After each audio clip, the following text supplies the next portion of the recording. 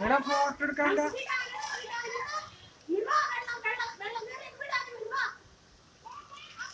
കൊടുങ്ങല്ലൂർ ചന്തപ്പുര കിഴക്കേ ഭാഗത്തുള്ള സീനണി കാണുന്നത്.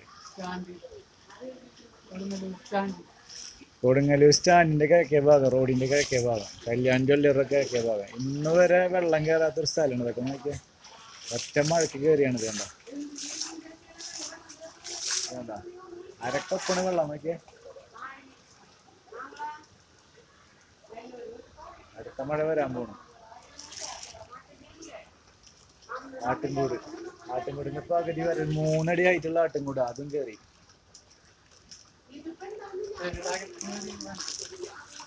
അതുപോലെ വീടിന്റെ അകം